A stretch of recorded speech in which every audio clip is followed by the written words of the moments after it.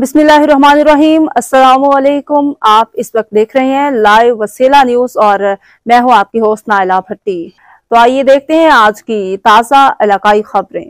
खबर शामिल करते हैं आरिफवाला से। खसूसी नुमाइंदा की रिपोर्ट के मुताबिक थाना सदर के इलाका 48 EB में 2 अबाश लड़कों का नौजवान पर तशद्दुद। आरिफवाला में होने वाले तशद्दुद की वीडियो लाइव वसीला न्यूज को मौसूल हुई है। ताहाल अभी तक मुकदमा दर्ज नहीं हो सका।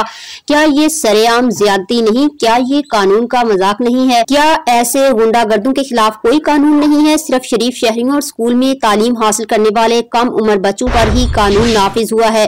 किधर गए कानून नाफिज करने वाले इदारे? जरा गौर से देखें। वीडियो में देखा जा सकता है नौजवान को मार मार कर जबरदस्ती पांव पकड़कर माफी मांगने पर मजबूर किया जा रहा है। आए रोज ऐसे वाकयात रोनमा हो रहे हैं।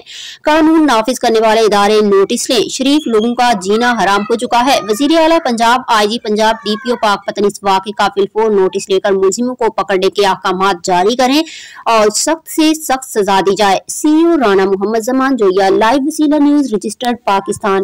अब तक के लिए इतना ही। मज़ीद खबरों और मालूमात की अपडेट के लिए देखते रहिए लाइव वसीला न्यूज।